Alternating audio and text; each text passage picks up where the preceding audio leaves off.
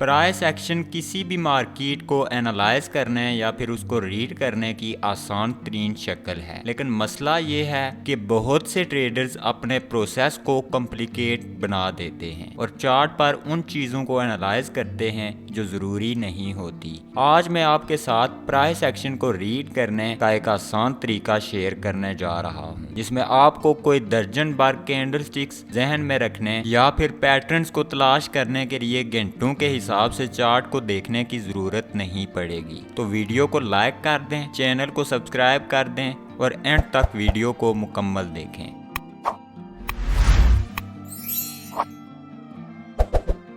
पहली चीज जो एक चार्ट का एनालिसिस करते हुए आपको देखनी चाहिए वो हाल ही में बनने वाली कैंडल्स का स्प्रेड है। स्प्रेड बुनियादी तौर पर एक कैंडल की ओपनिंग और क्लोजिंग प्राइस के दरमियान फर्क होता है। दूसरे लफ्जों में कैंडल की रियल बॉडी स्प्रेड इस कैंडल के सेंटीमेंट की वजाहत करता है। ओपनिंग और क्लोजिंग प्राइसेस के दरमियान बड़ा स्प्रेड स्ट्रॉन्ग मार्केट सेंटीमेंट की निशानदेही करता है, चाहे बुलिश हो या बेरिश। इस बात का इन्हिसार कैंडल की क्लोजिंग प्राइस पर है। आया क्लोजिंग ओपनिंग प्राइस से ऊपर हुई या ओपनिंग प्राइस से नीचे। और अगर कैंडल की बॉडी कैंडल की मुकम्मल रेंज के 50% है तो इसका मतलब है आपके सामने एक ट्रेंड बार है। ट्रेंड बार्स मार्केट के बारे में बहुत अहम मालूमात फराहम करती हैं। ट्रेंड बार्स का कंसेप्ट काफी आसान है। प्राइस एक्शन टॉप और बॉटम पर छोटी विक्स के साथ एक सॉलिड कैंडल बनाता है और ये अपनी डायरेक्शन में स्ट्रॉन्ग और जारी रहने वाले सेंटीमेंट्स को जाहिर करती है। एक trend candle strong market sentiment की नुमाइंदगी करती है और एक narrow spread candle weak market sentiment की नुमाइंदगी करती है। अगर हम इस चार्ट को एनालाइज करें तो यहाँ पर लगातार ट्रेंड बार्स की कोई मिसाल नहीं जो एक ही डायरेक्शन में क्लोज हुई हूँ। यहाँ पर कहीं ट्रेंड बार्स हैं लेकिन अलग अलग हैं। जब हमें यहाँ पर लगातार ट्रेंड बार्स देखने को मिली तो इनकी क्लोजिंग मुखालिफ सिमत में थी।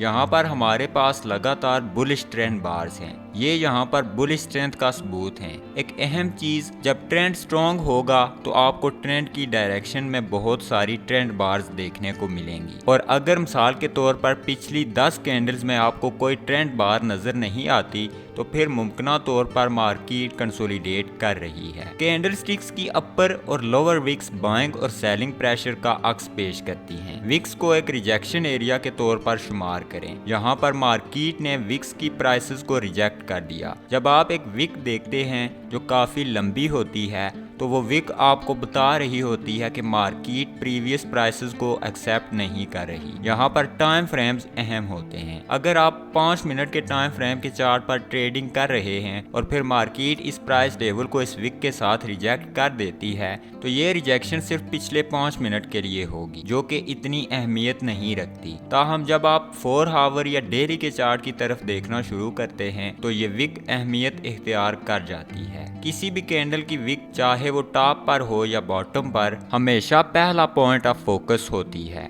क्योंकि ये तेजी के साथ स्ट्रेंथ, वीकनेस या इंडिसीजन को दिखाती है। और सबसे अहम चीज जो ये बताती है वो ये है कि कहां पर बायर्स या सेलर्स मार्केट में इंटर हो रहे हैं। हकीकत में विक बजाते खुद इतनी अहमियत नहीं रखती, बल्कि वो प्राइस लेवल जिस पर ये विक बनती है वो बहुत अहम होता है। इस चार्ट की तरफ देखें और नोटिस करें कि किस तरह हर बार मार्केट रिवर्स हुई। जब भी मार्केट रिवर्स हुई तो ये रिवर्सल लार्ज विक के साथ हुआ और एक ही प्राइस लेवल से हुआ। ये आपको बताता है कि मार्केट इन लेवल्स पर प्राइसेस को एक्सेप्ट नहीं कर रही, क्योंकि सेलर्स इन लेवल्स पर तेजी के साथ मार्केट में इंटर होते हैं, जो मार्केट के तेज तरीन ड्रॉप का बायस बनते हैं। तो जब आप चार्ट को एनालाइज करना शुरू करें तो आपने शुरू में ट्रेंड बार्स और उन कैंडल्स पर ज्यादा तवज्जो देनी है जो लंबे शेडोज के साथ बनी हों। अब मार्केट में ट्रेंड्स मुख्तलिफ लेवल्स पर होते हैं। लगातार बार्स जो एक ही डायरेक्शन में क्लोज हो रही हूँ मार्केट में माइनर ट्रेंड्स की निशानदेही करने का आसान तरीन तरीका है। सक्सेसिव बार्स की तादाद भी अहमियत की हामिल होती है।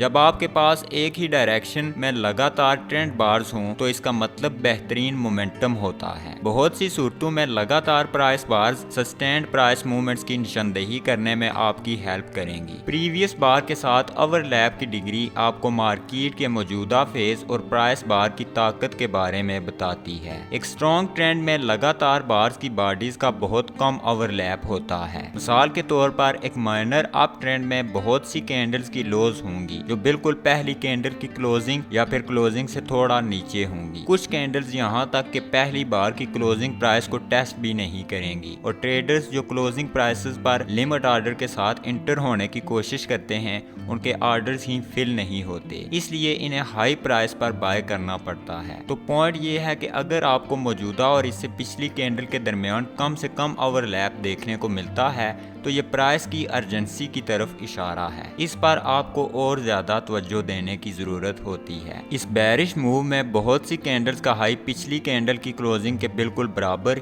या उससे थोड़ा सा ऊपर है। ये स्ट्रेंथ को जाहिर करता है और ये एक अहम साइन है क्योंकि मार्केट बिल्कुल ऊपर जाने के काबिल नहीं है और बायर्स मुसलसल इसको नीचे की तरफ दबा रहे हैं। तो अगर कोई विक नहीं बनती या फिर बहुत छोटी सी विक बनती है तो ये क्लोजिंग प्राइस की डायरेक्शन में मार्केट के स्ट्रॉन्ग सेंटीमेंट की तरफ इशारा है। ये मार्केट में अर्जेंसी को जाहिर करता है। अगर आपके सामने एक ऐसी बार है जो मुकम्मल तौर पर प्रीवियस बार के साथ ओवरलैपिंग है तो इसका मतलब होता है कि मार्केट का इस वक्त किसी भी डायरेक्शन में कोई खास मोमेंटम नहीं है। इनसाइड बार्स के साथ अक्सर ऐसा ही जाहिर किया जाता है। इनसाइड बार्स छोटी होती हैं और ये प्रीवियस बार की रेंज के अंदर बनती हैं। 100% ओवरलैप बार्स और लगातार कैंडल्स जो ओवरलैप कर रही होती हैं मार्केट के साइडवेज पीरियड का वाज़ेह इशारा होती हैं। एक स्ट्रॉन्ग अप ट्रेंड में आपको बुलिश बार्स के नीचे विक्स देखने को मिलेंगी। ये एक अच्छे सिग्नल की नुमाइंदगी करती हैं कि मार्केट पर मुकम्मल तौर पर कंट्रोल बायर्स का है और वो प्राइसेस को ऊपर पुश करने की कोशिश कर रहे हैं। एक स्ट्रॉन्ग डाउन ट्रेंड में आपको बेरिश बार्स के ऊपर भी विक्स देखने को मिलेंगी। ये बताती हैं कि सेलर्स मार्केट पर मुकम्मल तौर पर कंट्रोल किए हुए हैं और वो प्राइसेस को नीचे ले जाने की कोशिश कर रहे हैं। उन कैंडलस्टिक्स पर ज्यादा तवज्जो दें जो किसी सपोर्ट या रेजिस्टेंस एरिया को टेस्ट करती हैं। आपको देखने को मिल सकता है कि शायद कैंडलस्टिक्स को इस एरिया को ब्रेक करने में मुश्किल हो रही है या फिर शायद आपको ये भी देखने को मिल जाए कि कैंडल्स ने मुकम्मल तौर पर इस एरिया को इग्नोर कर दिया है और इसको बड़ी आसानी के साथ तोड़ दिया है। दोनों सूरतों में यह आपको एक ट्रेडिंग अप्रोच बनाने में मदद करेगी। अगर हम रीसेंट प्राइस एक्शन को देखें तो आप इस सपोर्ट लेवल के टेस्ट को देख सकते हैं जिसके नतीजे में ये बुलिश पिन बार बनी है। जैसा कि मैं पहले भी कह चुका हूँ कि एक लॉन्ग शैडो बुलिश प्रेशर को जाहिर करता है, तो ये यहाँ पर बेहतरीन बुलिश प्रेशर है। उसके बरअक्स मार्केट ने इस रेजिस्टेंस लेवल को मुकम्मल तौर पर इग्नोर कर दिया और इसको तोड़कर ऊपर चली गई। तो फर्ज करते हैं कि प्राइस ने एक अहम रेजिस्टेंस लेवल को तोड़ दिया है और यकीनी तौर पर तमाम ट्रेडिंग मैनुअल्स कहते हैं कि एक ब्रेकआउट ट्रेड करने के लिए आपको प्राइस के ब्रेकआउट लेवल के रीटेस्ट का इंतजार करना चाहिए। लेकिन एक स्ट्रॉन्ग मार्केट में आपको रीटेस्ट देखने को नहीं मिलेगा क्योंकि बायर्स मार्केट को गिरने की इजाजत नहीं दे रहे होते। अगर चाहे ब्रेकआउट के बाद थोड़ी बहुत प्रॉफिट टेकिंग एक्टिविटी होती है तो इस तरह प्राइस ब्रेकआउट को रीटेस्ट नहीं करती। तो जब आप एक अहम लेवल को देखते हैं और प्राइस इसको बगैर रीटेस्ट के ब्रेक कर देती है और प्राइस का मोमेंटम स्ट्रॉन्ग होता है तो यहाँ पर भी प्राइस में अर्जेंसी जाहिर होती है। जब आप प्राइस एक्शन को रीड कर रहे हों तो सिर्फ 15 मिनट के टाइम फ्रेम के चार्ट का एनालिसिस करके आपको लॉन्गर टर्म के लिए कंसिस्टेंसी नहीं मिलेगी। आपको मजीद मालूमात की ज़रूरत पड़ेगी। जब कोई महसूस टाइम फ्रेम आपको समझ ना आ रहा हो तो फिर थोड़े बड़े टाइम फ्रेम में चले जाएं, कम से कम बड़ी पिक्चर के लिए या फिर लोअर टाइम फ्रेम में, ताकि आपको मूव का माइक्रो स्ट्रक्चर समझ आ सके। जब आप प्राइस एक्शन ट्रेड करते हैं आपको एक टॉप डाउन एनालिसिस की ज़रूरत होती है जो ट्रेडिंग का मौसर तरीका है। एक सिंपल टॉप डाउन अप्रोच का मतलब पहले हायर टाइम फ्रेम्स में सपोर्ट और रेजिस्टेंस को मार्क आउट करना होता है। फिर आप बड़े टाइम फ्रेम्स में प्राइस एक्शन को रीड करते हैं और देखते हैं कि प्राइस क्या बता रही है या फिर ये कहाँ जा रही है। फिर इस मार्केट स्ट्रक्चर को अपने जहन में रखते हुए लोअर लेवल्स की डिटेल्स को चेक किया जाता है।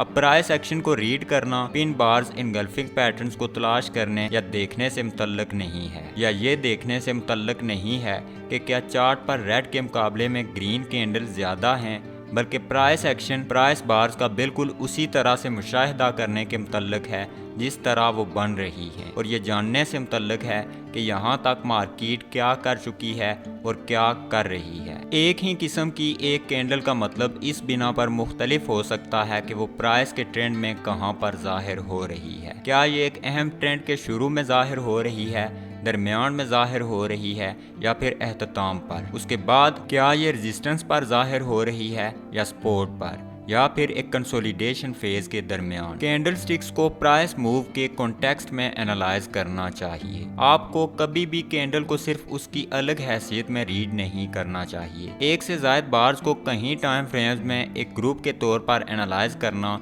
ज्यादा एनालिटिकल वैल्यू पेश कर सकता है। यहाँ पर हमारे पास दो एक ही जैसी पिन बार्स हैं, लेकिन ये ज्यादा अहम है। ये एक अप ट्रेंड के कॉन्टेक्स्ट में जाहिर हो रही है। इसके साथ सपोर्ट लेवल पर कहीं ट्रेंड बार्स हैं, जबकि ये बहुत सी कैंडल्स की ओवरलैपिंग के बाद जाहिर हो रही है, वो भी एक साइडवेज प्राइस एक्शन के दौरान। पॉइंट ये है कि आपको मौजूदा कैंडल को प्रीवियस कैंडल के साथ ताल्लुक की बिना पर रीड करना चाहिए। क्या मौजूदा कैंडल प्रीवियस कैंडल्स के मुकाबले में बड़ी या छोटी है? कौन सी रीसेंट कैंडल मोमेंटम में इजाफे या कमी को दिखा रही है? क्या कैंडल की बॉडी का साइज बामानी है या नहीं? क्या आप बेरिश या बुलिश प्रेशर देख रहे हैं? प्राइस वॉल्यूम के साथ साथ चलती है। क्या सिर्फ प्राइस एक्शन को इस्तेमाल करके मनी मेकिंग ट्रेडिंग हो सकती है? यकीनन हाँ, लेकिन प्राइस वॉल्यूम के साथ 10 गुना बेहतर है। पहले आप देखते हैं कि कैंडल स्टिक्स आपको क्या बता रही हैं, और फिर आप वॉल्यूम चेक करते हैं, जिससे आप अंदाजा लगाते हैं कि आया वॉल्यूम इस रीसेंट प्राइस एक्शन को वैलिडेट कर रहा है। वॉल्यूम प्राइस को वैलिडेट करता है।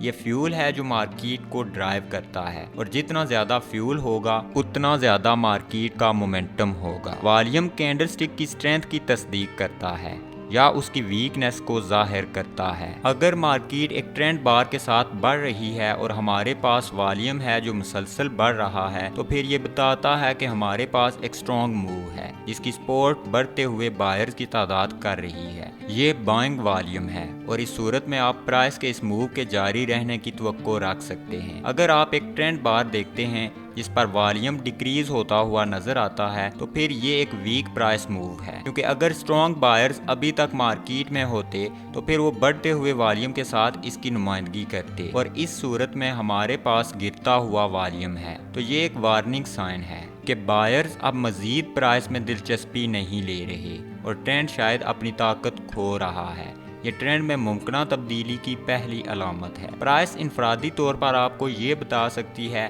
कि मार्केट की मौजूदा टेक्निकल पोजीशन क्या है और ट्रेंड गालबन कहाँ जा सकता है, लेकिन वॉल्यूम ज़्यादा एक्यूरेसी के साथ आपको ट्रेंड को वैलिडेट करने में मदद करता है, और ये टर्निंग पॉइंट्स भी डिटेक्ट कर सकता है। वॉल्यूम और प्राइस दोनों मिलकर एक तस्वीर को मुकम्मल कर देते हैं। वॉल्यूम स्प्रेड एनालिसिस के हवाले से हमारी ये वीडियो मौजूद है। अगर आपने ये नहीं देखी तो आपको अगली वीडियो ये जरूर देखनी चाहिए। VSA बाइंग सेलिंग के दरमियान इम्बैलेंस पर गौर करके प्राइस मूवमेंट का सबब इस्टेब्लिश करने की कोशिश करता है। अगर आप इस पर गौर करें तो वॉल्यूम एक बार में दिलचस्पी और जुनून को जाहिर करता है। इन्वेस्टर्स, रिटेल ट्रेडर्स और स्मार्ट मनी के तमाम बाइंग और सेलिंग के फैसले एक वॉल्यूम बार में मौजूद होते हैं। तमाम ट्रेडिंग डिसीजंस चाहे बाइंग से मुतल्लक हों या सेलिंग से मुतल्लक, सभी इस एक बार में कैद होते हैं। वॉल्यूम एक कैंडल स्टिक की हकीकत को जाहिर करता है, यह प्राइस मूव में यकीन को जाहिर करता है। अगर मार्केट बढ़ रही है लेकिन गिरते हुए या कम वॉल्यूम के साथ, तो फिर यह आपको बता रही है कि ये एक जेन्युइन मूव नहीं है। इसी तरह अगर मार्केट गिर रही है, वो भी गिरते हुए वॉल्यूम के साथ, तो एक बार फिर ये आपको बता रही है कि ये मूव जेन्युइन नहीं है। जितना ज़्यादा वॉल्यूम एक प्राइस मूव के साथ जुड़ा होता है, उतना ज़्यादा वो प्राइस मूव काबिल एतबार होता है। जब वॉल्यूम कम होता है तो इसका मतलब होता है कि बायर्स कम हैं, लेकिन जब हमारे पास ज़्यादा सेलर्स होते हैं तो हाई वॉल्यूम उनका अक्स पेश करता है, और फिर इसी तरह वॉल्यूम प्राइस को वैलिडेट करता है। मुझे उम्मीद है कि आप भी ये देखना शुरू कर देंगे कि कैसे वॉल्यूम और प्राइस चार्ट के सिर्फ वो दो अहम पहलू हैं जिनको आपको समझने की ज़रूरत है। सीखें ये दोनों कैसे काम करते हैं और आप उन ट्रेडर्स में शामिल हो जाएंगे जिनके पास मार्केट को रीड करने की सलाहियत है और इस काबिल हो जाएंगे कि जान सकें कि प्राइस कहाँ जा रही है इससे पहले कि प्राइस वहाँ पर हो। अगर आपने कुछ नया सीखा तो वीडियो को लाइक कर दें और चैनल को सब्सक्राइब कर दें। नेक्स्ट टाइम तक खुदा हाफिज़।